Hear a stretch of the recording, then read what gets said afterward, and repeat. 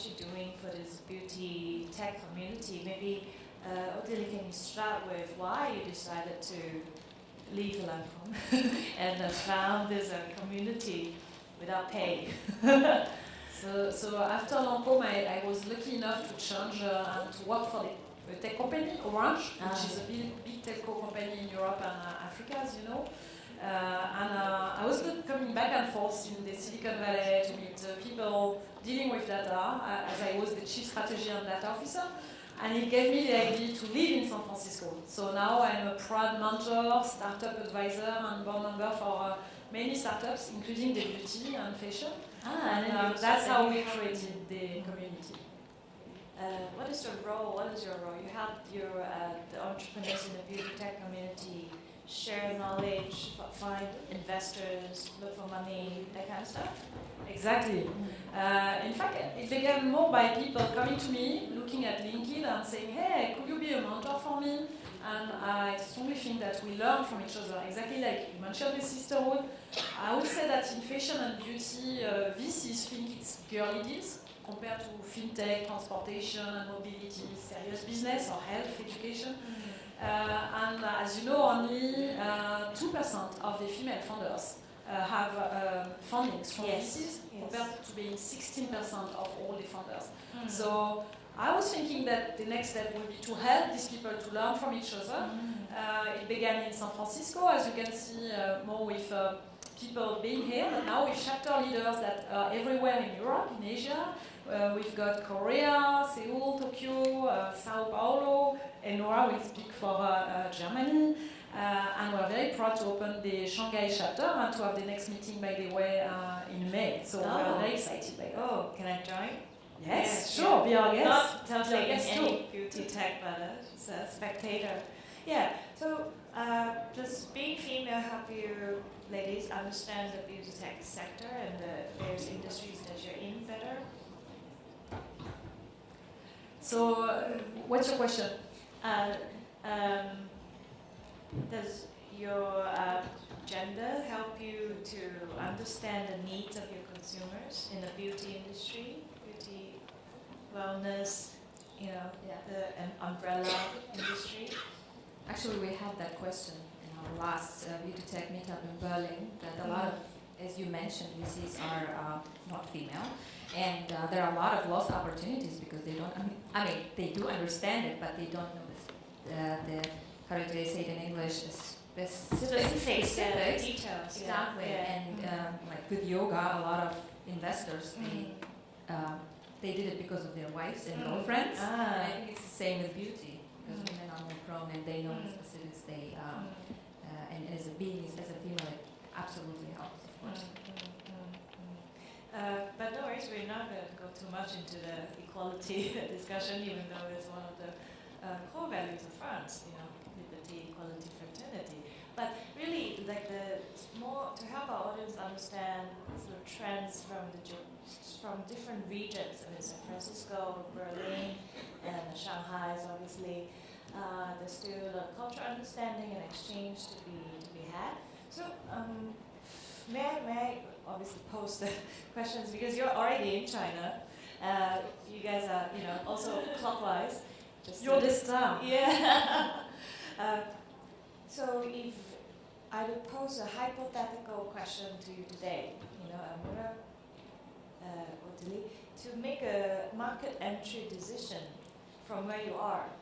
Imagine you're helping, a new startup based in San Francisco make decisions to enter China, and probably you yourself, YOGANECT, making your next move into China. So what would you do? What is your top priority? What channel would you choose? I would say things that maybe Lou will correct after. I come back to what I see in California.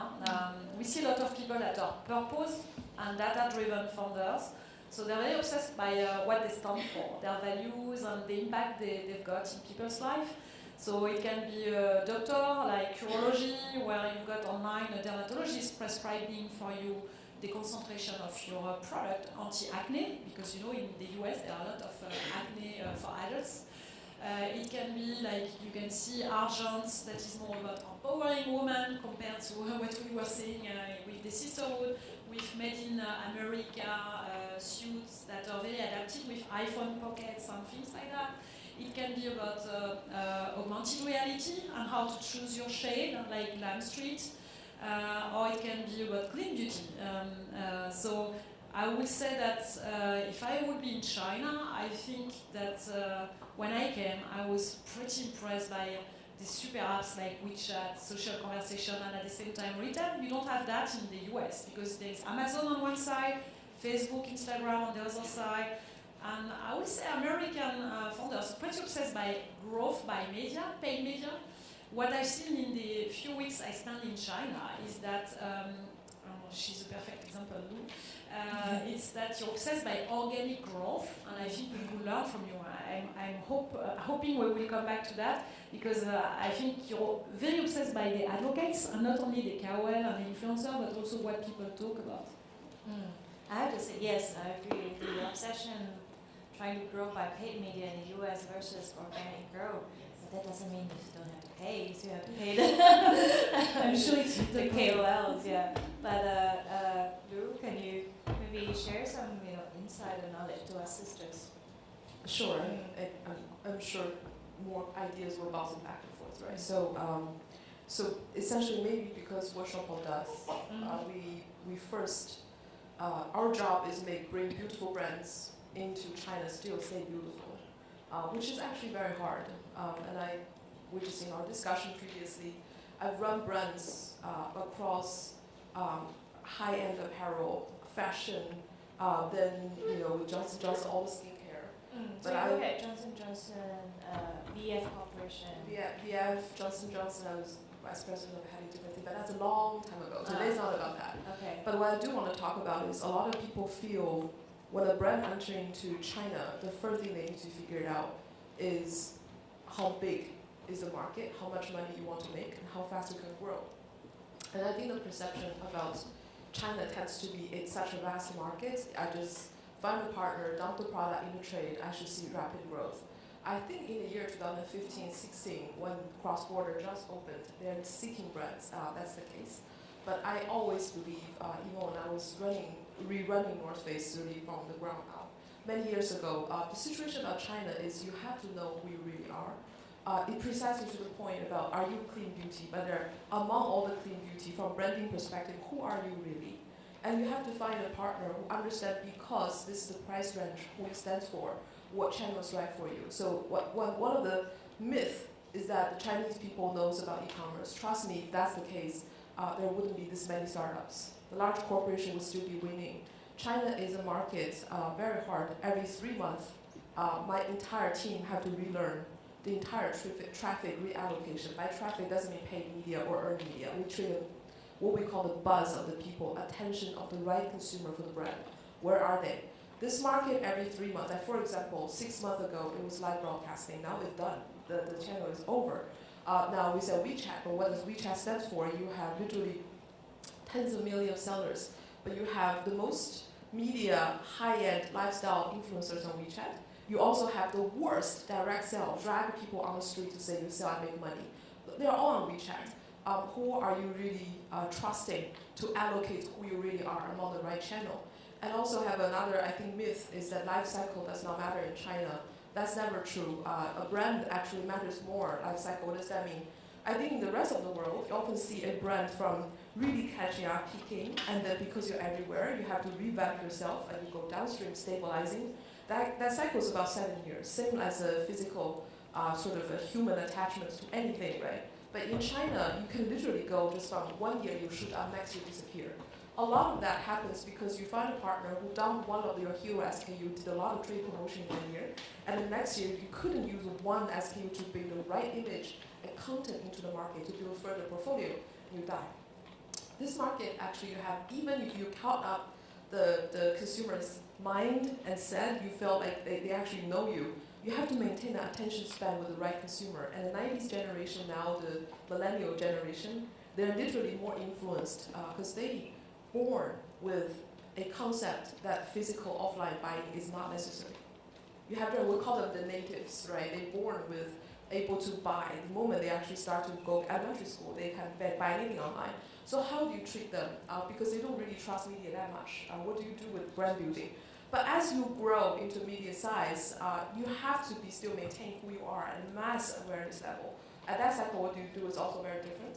So all in all, there's many myths about China, but the most important thing is the partner you build. I think the partner you build can be as effective, probably even more, as building your own company, because it's so costly building a company. I would know myself running a shop, but I'm happy to have any questions, answers, particularly bouncing ideas of the beauty panelists here. So but myth is everywhere. I've got some for you. Do you authorize me to ask her questions? Okay. Because we see something in the US that is pretty much using for sure influencer or educating the people. Here it's Ipsy, it's Makeup Pouch, for instance, that you will see very announced. Or on the other side, it's Brit & Co. She's about educating women to code or to learn how to do the cooking or things like that. But at the same time, you see also people that are very much about in fashion sustainability, like Allbirds. It's sneakers that all the people in San Francisco have. It's pretty ridiculous now because all people have these damn sneakers. It's about New Zealand sheets and very much sustainable.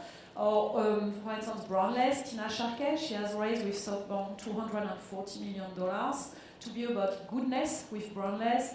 It's about organic products for food, for the house, or for things like that. So my question for you, when I see people like that, I give you these two examples of American Chinese and super successful women. The first one has done Harvard. She's about data. Our co-founder is from MIT. They want to do skincare that is customized, very much like using the power of AI and machine learning. So they're very data oriented. The other ones, they're very much about what I described before, more the purpose. One of them is a PhD in chemistry from Berkeley. The co-founder had a cancer, and they're about Chinese beauty. They're Californian now, but they've got strong relationship and great roots, and very inspired by the Chinese medicine ancient recipes and ingredients. My question for you is, I strongly believe that there will be super powerful Chinese leaders in the beauty industry and fashion industry very quickly.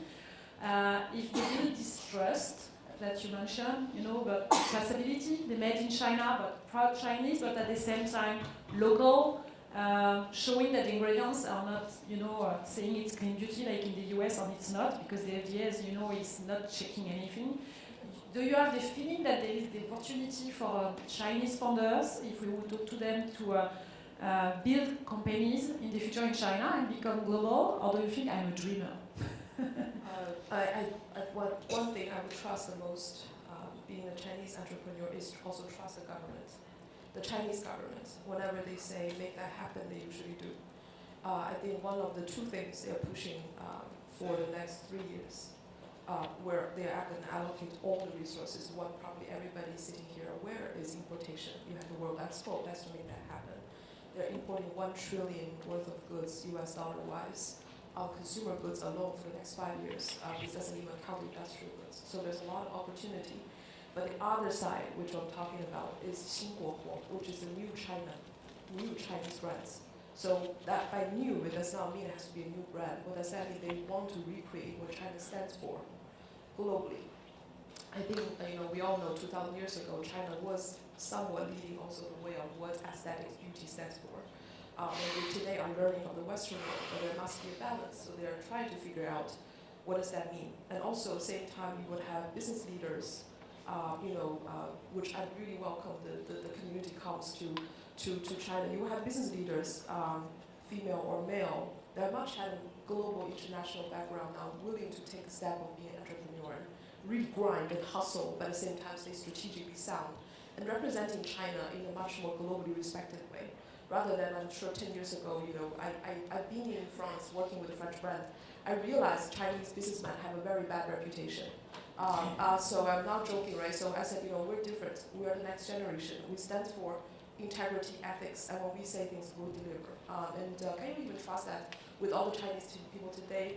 I would say not always, but there are representatives coming. The thing is, be respected globally should be the first layer of anything that's the government looking for today. So with that, it's definitely for sure coming. From brand point of view, I even feel the matter is not about clean beauty or Chinese medicine, Chinese or global. It's more about the brand owners have a deeper understanding psychologically what really resonates with Chinese consumer. And if you can have a really good Chinese partner operational-wise, that really can make a huge difference. There's so many beautiful brands really right for China. But the problem, they couldn't really find operational hand because it's such a complex. I'll just give you one example. My team, even though we're relatively speaking large, they would work every day from 10 a.m. until 12:30 a.m. Because we have to chart like 400 visuals almost on a daily basis to build the brand and be relevant, stay that way. If that's the case, you see many people don't do that, but they work on larger brands. So you see the differences. So this is the period where China is changing. Brands have a lot of opportunity, but the number one criteria is the brand stands for who you really are, and find the right partner quickly to adjust yourself. That's a good transition for Elnura. You've got a question because she's a founder, I'm not. Just to continue, maybe your question, what you just said, I think it's also important to understand, for example, if we were entering Chinese market, it's a brand, yes, but it's a little bit different than retail. It's more like a platform and community. And with YOGANECT, we have built the community, and I think it's different than in Europe and US. It's different than in China. In China, maybe people want to be part of the trend. Maybe they want to be part of the brand. Because in Europe, majority of people who do yoga and meditation, they're stressed. They want work-life balance, and that's why the meditation app like a Calm, Headspace are really on the rise, and the community, right? And I think this is a very important aspect also, the community. I think yesterday someone also mentioned people are there because it's very authentic, it's purpose-driven, and people want to share experiences. That's why you want to go back, open your app, and be part of that community. And maybe it's also a question to you, how is the standing of Chinese market with communities and platforms? Is it more, I don't know, are people more stressed like in Europe, or is it something else? Why would they join it, and why would they go into this wellness industry as well? I think Chinese people are always stressed out. But we're born to deal with it. That's being self-aware, that's good. Yeah, so when in the States and Europe, every people say, well, you're crazy, you have meetings almost every half an hour, and you're pretty much tight. But I said, this is relaxing versus China, right? So you deal with changes in China every day. It's a different fireworks working drill. So stress is there, but I think one thing might be relevant for you. And I honestly believe the speed and the venue of China change, but how consumers perceive brands and buy will always stay the same. And I was very fortunate, I've seen China offline goes up from like department store dying into shopping mall. And the shopping mall continue fights with Tmall. And Tmall declined into traffic dispersion into influencers. And influencer community we grew back again. But all of these, you see up and downs across all the industry I work with. But it really comes down to the consumer, the community mentioned.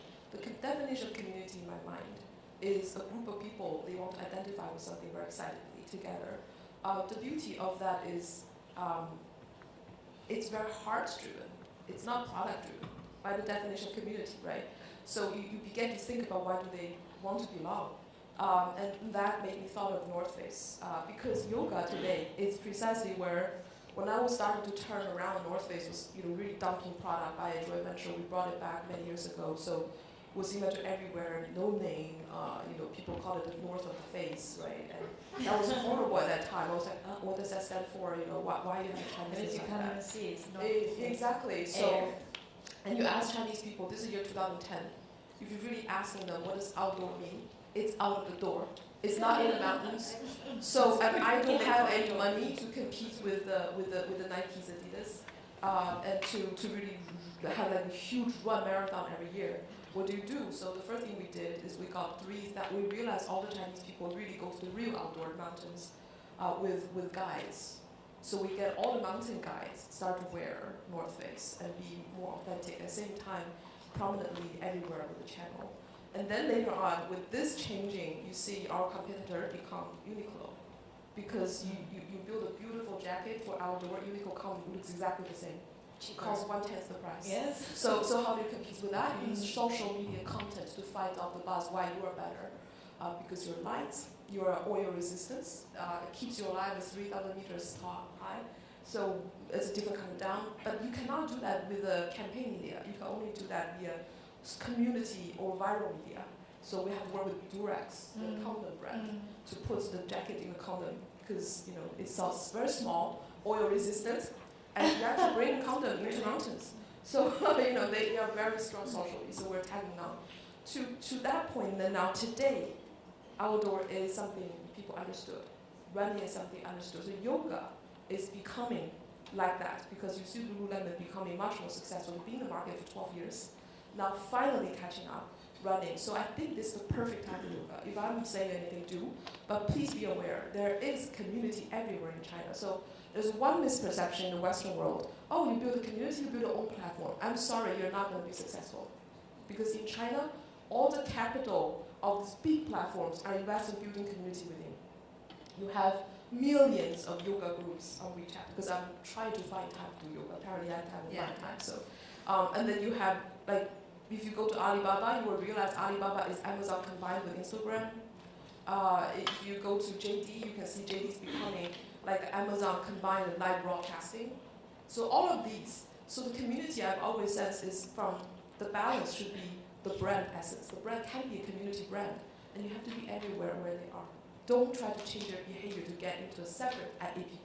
You'll burn millions of dollars. I like that you'll get any result anytime soon. Yeah, I agree. It's also with the different groups, it relies on the nature of yoga because even in Europe and America, there are so many different communities and locals. Yeah. I've got a question for you, ladies, both of you. You're representing Europe and you're representing China. In the US, they're pretty obsessed by, when I say wellness, you talk about headspace, calm, for instance, the sleep becomes something huge. So controlling how you sleep well to be in good health. And that also the what I call the vitamins and supplements.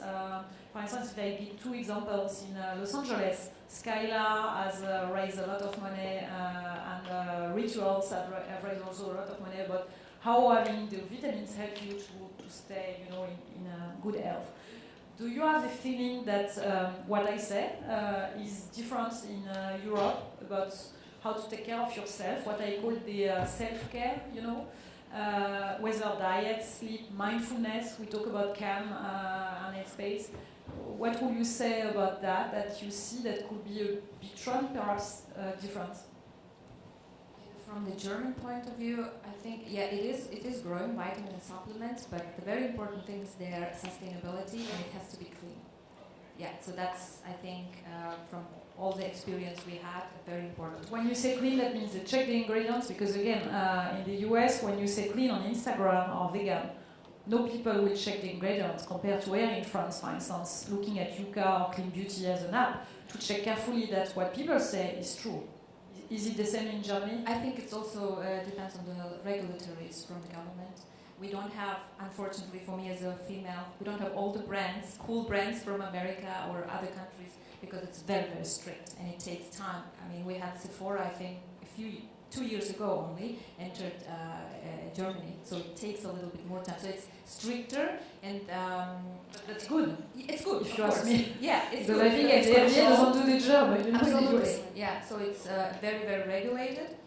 But I mean, it's rising, the whole clean beauty, the self-care, we mentioned the apps. I think it's potentially growing there, yeah, absolutely. Chinese point. It's so hard because if you look at China as Shanghai, Beijing,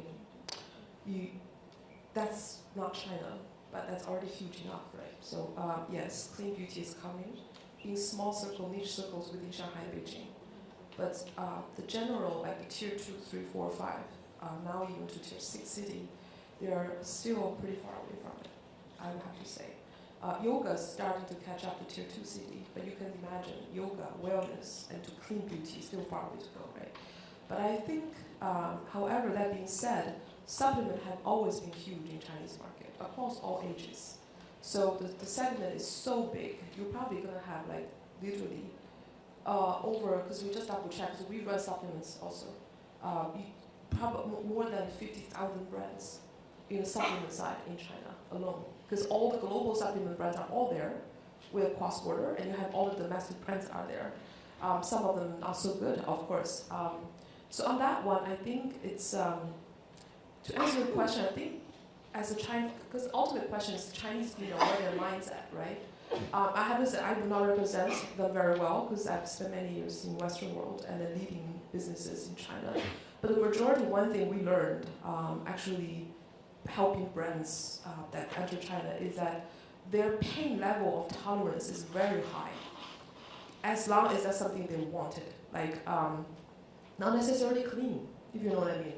Like 25 years old, 26 years old would get a PPD line. It's injection of real protein line to their face to pull their face up. Can you imagine, right? Whoa. So, yeah, just for them, like, oh, I want to stay youth longer. I was like, you're in youth, right? But and then if you ask the 90s generation, you ask them what do you feel about, so they really check ingredients. Even the government doesn't really teach them anything. They're on their own, by the way. So they're like, oh, hyaluronic acid, is it a complex kind or simple kind, or is it a mixture of both? And do you have essential oil to disperse them equally? They know everything. And you say, I'm peptide. They'll say, oh, is it a neuropeptide with 8 different touch points, or 4, or 3, or 2? If you ask the doctors, oftentimes they don't know. But this is all the content KOL they trust that's actually writing about this kind of thing. So that helps as a female, right? Female CEO, now I also learn the language I learned. But overall, I think you have to first think in the mind of what's the benefit for them. We say in sales you have feature, advantage, and benefit, fat, right? What is the benefit to them? Sometimes I would say clean is probably 2 years away from where China is, but they catch very fast when they come. But as a efficacy-wise, they know what they want. So one question, because there are a lot of guys in the room. There is a subscription box in the US, born in San Francisco again, very data-driven company. The name is HIMS. In the box, they've got something for the erection issues, like a Viagra, something for hair loss, and something for grooming and shaving. And what they say is that most of the guys, when they're 25 to 35 years old, they don't like to have a doctor prescribing anything to them because it's embarrassing to say that you've got an erection issue when you're young. And even the hair loss, they don't like to talk about that. And as you know, in the US, some of the doctors are not with the social security, so in fact people use that, like the cannabis, for instance, they say, to have a prescription and then they receive their box every month. Do you think that it could be something working in China, this kind of business models? And they've got hers, by the way, with the pills for contraception. And it's my personal point of view. I think I know the market well, but nobody's always right? So if you want to go through the doctor market, that's one of the most difficult, because I studied Johnson & Johnson. They have a huge hospital fleet. The Chinese hospital are extremely well or strictly controlled. But as you can see, if you go to tier 2, 3 city, a lot of people still can buy prescription drugs at drugstores without subscription. So I think the commercial side is a lot more leeway. But if you really want to get into the hospital and doctor recommended, it's extremely difficult. So the first question I have with this kind of brand, and we met several of them in San Francisco also, is do you want to position as OTC or a much more technically advanced than general skincare? Or do you want to position yourself as a medical device grade, a brand? That's a very different perspective, both in terms of content, product portfolio development, and channel development. So I get that confusion because a lot of founders come to shop and say, whatever works for China, you tell me. And I look at it, I said, usually that's a wrong answer. Not right for me or wrong, but you have to figure it out. If you have a lot of people say Chinese female business trying to raise money, right? So it's an ultimate question. It's left brain, right brain. Female has to stay more sane than males in order to, stay alive. So we said, okay, tell me 5 years from now, how much money do you need to learn in revenue-wise or in EBITDA-wise? And then I can be the partner to help you to give you a candid answer, how to get there, rather than just say, who do you really want it to be? Because I don't even trust myself always give you the right answer. And I definitely think I'm more sane and ethical than most of the the business traders. So general trade partners you can find buy your stuff dump over there. We don't do trade, our valuation doesn't come through that. So all in all, what I think is you need a partner that can figure out the strategic purpose of your brand and shape that together in a way that's sound, rather than say, does it work? Things always work. I was joking one district in Shanghai probably have more people, like for example, Changning district will have almost 10 million people, one of the largest districts. That's a lot of times bigger than a lot of the countries, right? So there's always opportunity. But is that opportunity enough for you and your investors? That's the question. That's super interesting. I just wanted to talk about the experience.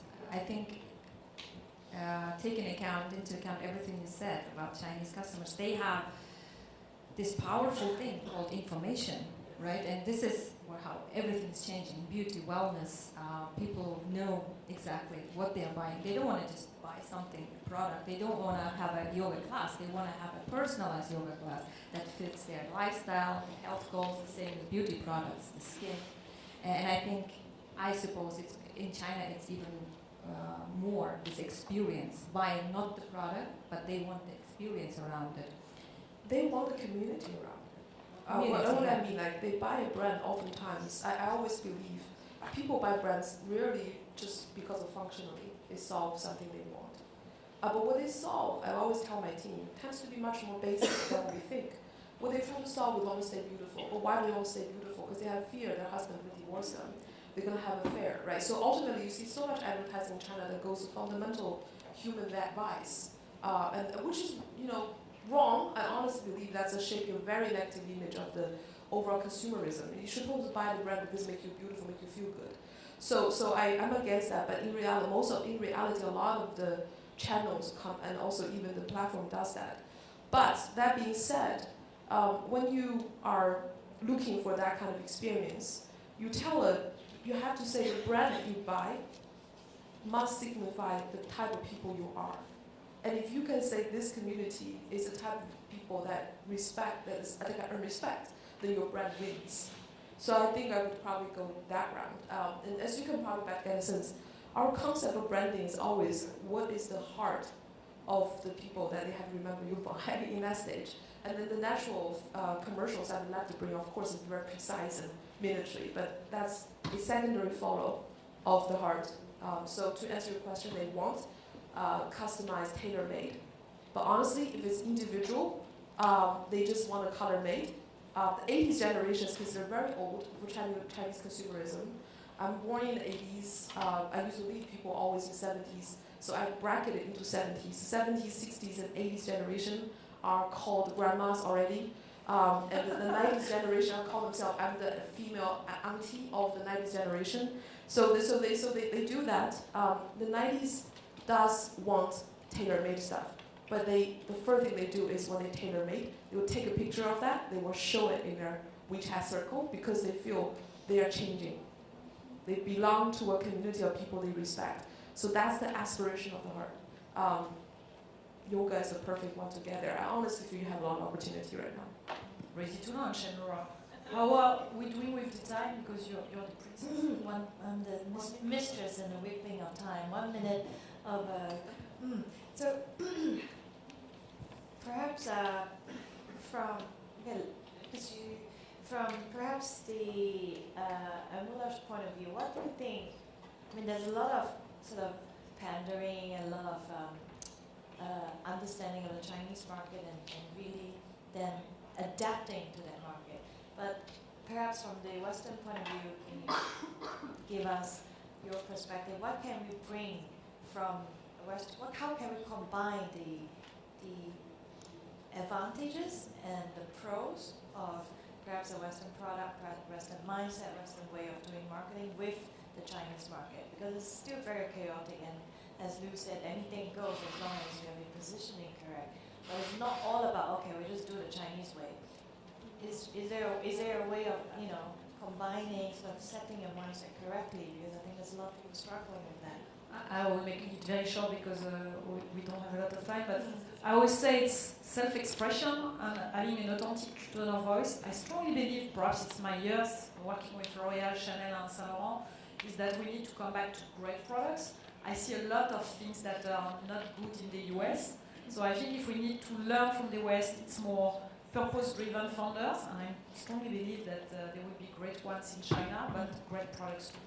Purpose-driven. Elnura, last words? I mean, final. I think it's very difficult question to answer. I would definitely go with understanding the customer, seeing what point, the point of view you're looking at the customer. Is it a local? If you look at the US, it's completely different than in Germany, where everything's more regulated. And as Lou said, just to summing it up, the community aspect of it, what drives them actually? Do they want to be part of this, or as opposed to they're stressed? That's why they're doing it. So I think this motivation, yes. Yes. Absolutely.